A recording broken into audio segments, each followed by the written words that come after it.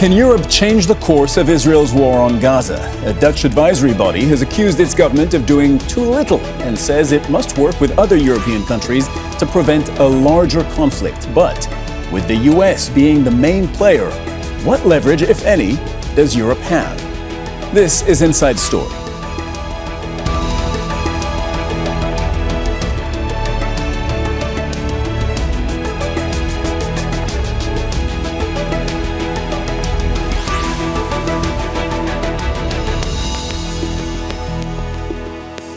Hello and welcome to the program. I'm Cyril Vanier. European countries have been under pressure to get more involved in the ongoing conflict in the Middle East. Almost all EU countries showed unequivocal support for Israel following Hamas's attack on October the 7th. But as its relentless pounding of Gaza carries on, many have started to shift, some even going as far as imposing arms embargoes on Israel. The Dutch government has been criticized from within for not doing enough in this conflict and urged to join with other European countries to stop the conflict from spreading further. A nice idea, but how does that become a reality? We'll go to our guests in a moment. First, though, this report from Berg. Utter destruction and no end in sight. International efforts to end Israel's war on Gaza have so far failed. And a new report by an advisory body to the Dutch Parliament says the Netherlands and other European countries haven't done enough. It says the current situation in the Middle East is due to decades of negligence by the international community, including the Netherlands. It's also called for a tougher response to Israel and recognition of the Palestinian state. It's a stance that is gradually gaining momentum across Europe, with a new push for recognition of a Palestinian state across the continent. This year, Ireland, Norway, Slovenia and Spain joined more than a dozen European countries who now recognise Palestinian statehood. And as Israel's relentless bombardment of Gaza and now Lebanon drags on, more have begun to question their relations with Israel. French President Emmanuel Macron is the latest to call for a halt to arms deliveries to Israel, while the UK has also announced it's suspending some exports, citing the risk they could be used in breach of international humanitarian law. Germany, however, is steadfast. It's the second biggest exporter of weapons to Israel after the United States, and has made it clear that's not about to change. We have supplied weapons and we will supply weapons. That's the position of the German government. I will not violate the Security Council's secrecy rules. We've made decisions in the government that will also ensure that there will be further deliveries in the near future. That's in spite of legal questions. Nicaragua referred Berlin to the International Court of Justice in April, accusing it of breaching the United Nations Genocide Convention. Meanwhile, the European Union has called for a ceasefire in both Gaza and Lebanon, but hasn't been involved in any talks. The first point is ceasefire. If there is not ceasefire, nothing else will work. But in order to have ceasefire, we need to fight against impunity and to look all actors in the zone to respect international law. And the number of collateral damage created to the civilian population in Lebanon has to take into account. It's not the case.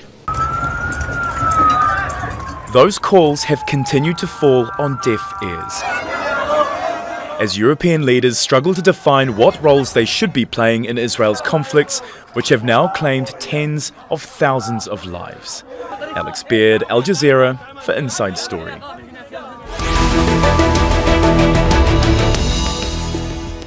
Let's bring in our guests now. From Brussels, we're joined by James Moran, a former European Union ambassador to Egypt, Jordan and Yemen. He's also an associate senior research fellow at the Center for European Policy Studies.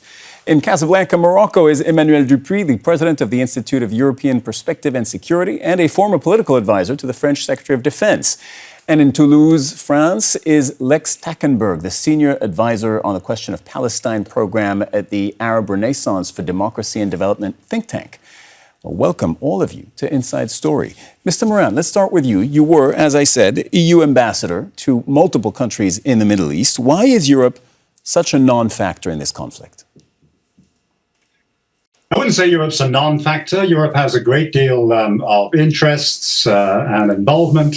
in the region over the years, but it's right to say that it certainly is not in prime position and has played a very small part, if any, in the efforts recently to get a ceasefire in Gaza and now in Lebanon as well. But there are important European interests at stake, and there has been a shift in European opinion, as your report showed, over the last few months, away from the almost unqualified support for Israel, which followed the October the 7th attacks. Divisions are there, though, and they will take a mountain to climb to overcome them. And until and unless those divisions can be overcome, the possibilities for Europe to have leverage are inevitably limited. The position of Germany is based, of course, in their historical experience. It goes back to the Holocaust, and that is a very difficult stone to shift in terms of German opinion.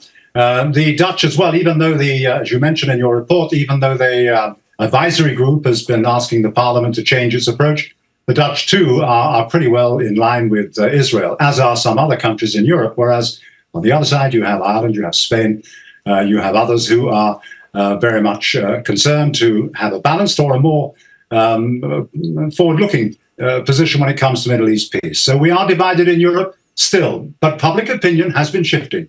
And as we saw last week at the European Council, there are some really important new concerns that have come into play. Let me take this to Lex. James mentioned the Germans, the Dutch. What sparked our interest today, Lex, was this Dutch report by a body that advises both the Dutch government and the Dutch parliament, right? And the report, in essence, said, we've been getting this wrong. We haven't been doing enough, and we need to be stricter on Israel. And feel free to correct me if you think I'm paraphrasing this wrong. But that's how I read the report. The report recommends recognizing Palestinian statehood, recommends an arms embargo on Israel if Israel is violating international law, and recommends partly suspending the association agreement with Israel. That means trade. That means trade. This is important stuff. Does that reflect the mood in the Netherlands? Well, indeed. I was thinking about it when you spoke. The experts that are on that committee are international relations and legal and foreign affairs specialists that are reading and are following what's happening in the Middle East, on the ground in Palestine, Israel, Lebanon, and cannot come up with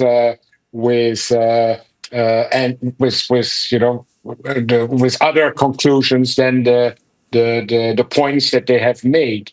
The fact that the Dutch government is not likely to take up these recommendations immediately, especially with the current quite right-wing coalition, is a manifestation of indeed a number of European countries. You mentioned Germany, the Netherlands, Italy, UK, that are still sort of close to Israel. But indeed, I agree with the previous speaker, changes in the air, and European politicians are increasingly becoming uncomfortable. One of the main factors that has kept them in check is fear for being branded of anti-Semitism in case of criticizing Israel. Now they will have to choose between two evils: anti-Semitism on the one hand, on the other hand, being complicit in war crimes, crimes against humanity, apartheid, genocide. Not an easy choice. You know what? That's something really interesting that actually, hopefully, we will come back to. How politicians, I don't mean states, but I mean individual politicians who have a career to think about, who have elections to think about, how they need to think about, how they want to manage their career. You said that they're afraid of being branded anti-Semitic, and they're also afraid of essentially finding themselves on the wrong side of history if they defend something that can be called apartheid, genocide, mass murder, things like that. So we'll come back to that in a second. Anybody who has an opinion on that will be very welcome later in this discussion. Emmanuel, I want to come to you because France is such an interesting case study. French President Emmanuel Macron, after October the 7th, embraced Israel and the Israeli Prime Minister Benjamin Netanyahu. A year later, it is a very different picture. He is one of a handful of European leaders that is calling for international arms embargoes and international arms embargo on Israel. Explain to us what happened and why. Well, first of all, the position of Emmanuel Macron is always that's difficult to understand and to undermine. He has a regret policy going from one side to the other, saying one thing, saying A and Z in almost a very short period of time. But what is essential in that you can crave the change of position of France is Lebanon. The position of France after the 7th of October was a full-fledged support to Israel, abiding by the Article 51 of the Charter of the United Nations. Israel has the right to defend itself. Hamas is a terrorist organization, and will do all that is possible to help Israel in that perspective, having in mind that there was amongst the more than 250 hostages, more than 12 Franco-Israeli hostage. So that's an important issue. But everything has changed with Lebanon. That is, I think, a very important milestone. The position of France in regards to Benjamin Netanyahu, the very harsh position of Emmanuel Macron in regards to the Prime Minister of Netanyahu, is regarding Lebanon, not only regarding Gaza. There is, I think, a clear commitment for France. No, but an arms embargo is an arms embargo, right? It's not just an arms embargo for Lebanon. It's an arms embargo that applies to Israel globally. You very well know that the embargo concerning the arms that France is selling to Israel is absolutely not essential. It's 0.2% of the exploitation of the weapons that Israel has. Yeah. 90% of the weapons do not come from Europe, but come from the United States. So it's very symbolic. It was an easy play, an easy catch, if I may say so. That's not the essential point. The essential point is France abiding by the Resolution 701 of 2006, the Resolution 1559 of 2004, and the Taif Agreement. And very strong commitment that Israel must not, as it has been done already in 2006, cross the border and invade Lebanon. That is why the position of France has shifted in a very symbolic way. Yesterday at the Lebanon Relief Conference, Emmanuel Macron pushed one step forward, saying that Benjamin Netanyahu must have in mind that from Barbary does not crave civilization, as the Prime Minister of Israel said a few days ago, that he was leading and engaged in a civilizational war. James Moran, I want to talk a little bit more about Germany to sort of complete this landscape. You mentioned the divisions within Europe. You said you have countries like Spain on the one hand, now joined by France when it comes to calling for an arms embargo, and you have countries like Germany and the Netherlands on the other hand, which have shown much closer, much stronger support for Israel, including up till now. The German position, I mean, anyone can understand that due to the Nazi Holocaust, that is what really roots and grounds the German support for Israel. But we're in 2024, and I think what some of our viewers who don't live in Europe are not going to understand is, how the historic events, as dark and tragic as they were in the 1940s, are shaping so strongly Germany's position today in 2024. Yeah, Cyril, I agree. On the face of it, it doesn't make a great deal of sense when you look at the German interest. And some of the fallout from what's going on at the moment will affect Germany negatively if it carries on like this. I mean, we have a problem, of course, with energy in Europe. It could get worse if the Israelis overreach on the next attack on Iran. People are worried about that, and a new energy crisis of some sort emerging from that. We have a problem everywhere with migration. There's an obsession everywhere with irregular migration. Germany is no exception. The far right in Germany have been playing on that and gaining a great deal. And what's happening in Lebanon right now is very important there. We see hundreds of thousands of Syrian refugees pushed over the border. This will add to migration pressures in the medium long term. Germany should be concerned about that. And we have the problem also in the longer term, if it goes on like this, of radicalization and so on, not necessarily directly from the players in the region, but from others, bad actors who will use the genocide that's going on at the moment in Gaza and the attacks in Lebanon as reasons to start up some sort of terror campaigns and so on. Lots and lots of issues like that, which hit home hard, not to mention trade.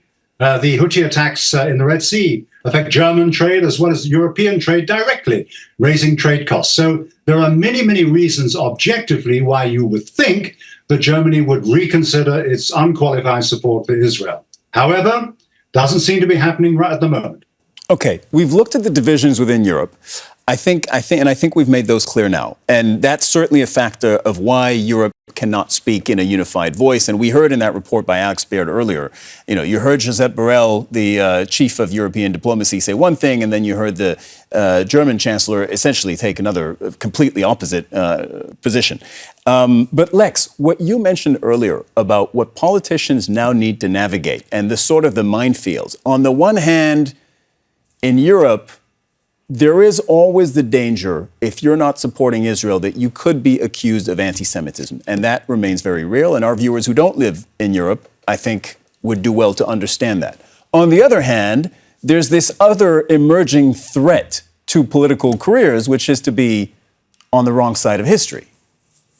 Well, indeed. And a case in point is the recent UN General Assembly resolution adopted in the middle of September, endorsing the ICJ advisory opinion, advising the General Assembly on the illegality of the occupation and the settlement enterprise. Now, not only was this resolution adopted with an overwhelming majority of 124 states, but only 2 EU member states voted against, the Czech Republic and Hungary. 13 EU states voted in favor, and the others, including Germany, Austria, the Netherlands, Italy, France, were sitting on the fence, abstained. For Germany, this is an extremely powerful resolution, instructing Israel to leave all of the occupied territories, including Gaza, including East Jerusalem, within 12 months, to evacuate all the settlements, instructing all UN member states not to cooperate maintaining this illegal situation. Unprecedentedly strong language from the UN General Assembly. And rather than voting against, which we would have expected from the states that I mentioned, they decided to abstain. In other words, to sort of buy themselves time. And this is obviously in view of this, concern of leading politicians in European countries about being in the wrong side of history. So we are in a process of change and reconsideration, recalibration, so to speak. Let's address what kind of leverage Europe could, if it wanted, bring to bear to the conflict in the Middle East. And James, we'll come to you in a moment because I know you wrote an article with the various ways this could be implemented. But let's start with this one, and arms supplies and potential arms embargo. Emmanuel, you have a security and defense focus. You did mention earlier that France calling for an arms embargo really is low-hanging political fruit because they don't actually supply many weapons to Israel. That is true. But then if you start adding up France, Spain calling for an arms embargo, the UK suspending some, a minority, but some of its weapons licenses to Israel, what you see is potential momentum building towards a broader arms embargo for Israel. Do you see that as significant?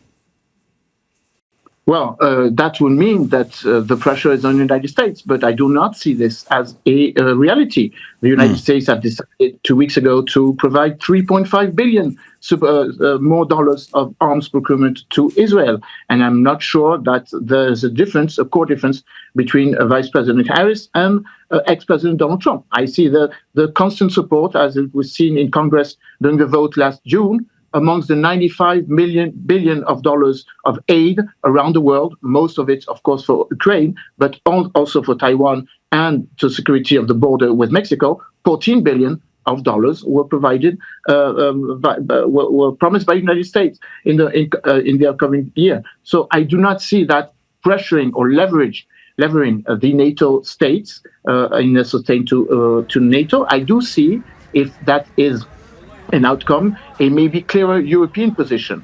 Javier, but Emmanuel, can I jump in for a quick second? Your argument is very clear, and I think everybody will fully understand what you're saying. So long as the United States is by far the main supplier of weapons to Israel, it doesn't really matter whether France, Spain, we didn't mention Germany. They're not stopping their arms exports. But let's just assume, for the sake of argument, even if they did, Israel would still be getting most of its weapons. But the question, there's a sub-question to that is, what about building momentum towards an arms embargo? I note that currently 4 U.S. senators are now actually in favor of the U.S. Suspending or stopping its exports to the U.S. So in this hypothetical scenario, Europe is not so much an arms killer, but what it could do is get the ball rolling on the idea of an arms embargo. That's my question. Yeah, but the momentum you mentioned is linked to the fact that there was a very strong supportive voice for Palestinian, let's say, Palestinian legitimacy or Palestinian mindset with Joseph Borrell. I'm not sure that his successor, as a high representative for foreign policy of Europe, Kaja Skala, will have the same position. Joseph Borrell was constantly having a different position from the president of the Commission, Ursula von der Leyen. There was a lot of differences amongst the EQ, the European Union Council, the presidency of the the Council of European Union with Prime Minister, Hungarian Prime Minister. Maybe with the new, the successor, maybe Donald Tusk, will be more supportive to Israel than maybe Donald Tusk will be as supportive as Israel than Prime Minister Prime Minister from Hungary. So you do have to have in mind that Europe is not a unique and sole organization. There are a lot of differences, a lot of leverages amongst the institution. Let's have in mind that in the Parliament, European Parliament, there was a strong resolution committing that we do the same thing as the French Parliament has done in 2014, which is a full-fledged recognition of Palestine. France is still none amongst the 146, nor the United States. I want to take that to James. Palestine. Okay, so this James. is, I think, what I wanted to add. Yeah, Emmanuel, thank you very much for those points. So Emmanuel has made the point, James, that arms embargo from Europe is either not going to happen or not going to have a very big impact, or unlikely to have a very big impact. In a recent article that you wrote, you detailed the 4 types of leverage that Europe could bring to bear. Arms embargo was one of them. Another was trade. And this seems to me an area where Europe has actually quite a bit of leverage, because it is the biggest goods trading partner for Israel, making up about 30% of the trade in goods that Israel has with outside countries. So this is something that, if Europe wanted to have leverage, this is one area where it could have influence, isn't it? Yes, it is. And it's quite interesting what happened last week at the European Council, where this subject did come up. It was not included in the communique, but it was mentioned by the president of the Council, the outgoing president, Charles Michel, at the end of it, saying that there was discussion brought up by more than a couple of member states on reviewing the Israel-EU association agreement, under which trade is carried out. And that has been something on the agenda, rising up the agenda in recent months.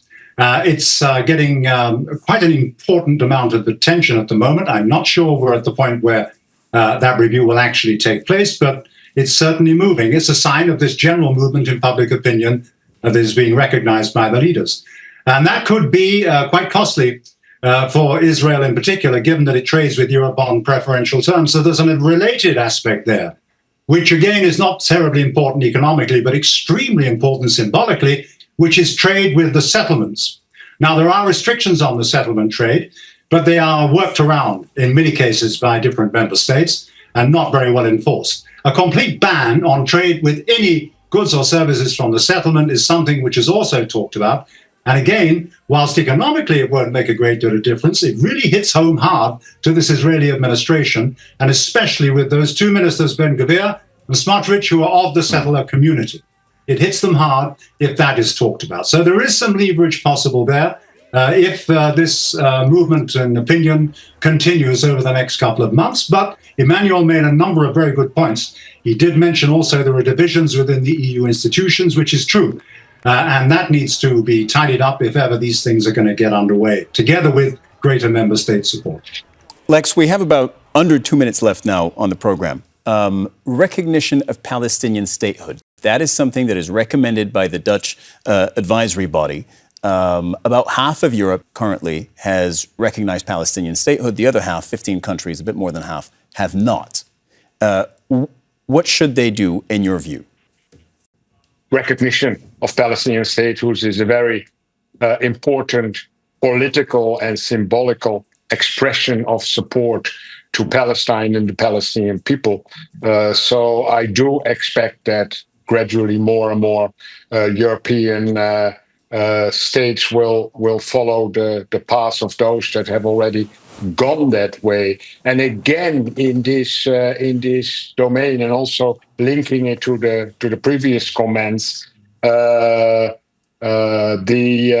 not just a changing mood in Europe that is pushing change. It is again the very strong rulings of the International Court of Justice and also the pressure brought about by the International Criminal Court that is essentially telling states, you have to take proactive action to bring the illegal situation to an end, to stop the crimes, to stop Israel from continuing its genocide and other atrocities. And whereas BDS, boycott, divestment and sanctions beyond an arms embargo, was by and large still a dirty word until recently, the International Court of Justice has essentially indicated that that is a route that European countries and other UN member states should pursue in bringing about change in Israel's policies and practices on the ground, including the conduct of its war. So there's really a significant change and significant pressure coming from all possible angles on European politicians, once again, to be on the right side of history. And I believe that pressure will only increase as the war continues and as the time passes. Lex, thank you very much. We have to run. That's all the time we have for today. But thank you very much to all our guests, James Moran, Emmanuel Dupuy, and Lex Tackenberg. And thank you, too, for watching. You can see the program again anytime by visiting our website, aljazeera.com. And for further discussion, go to our Facebook page. That's facebook.com/AJ Inside Story. You can also join the conversation on X, our handle there, @AJ Inside Story. From me, Cyril Vanier, and the whole team here in Doha, bye for now.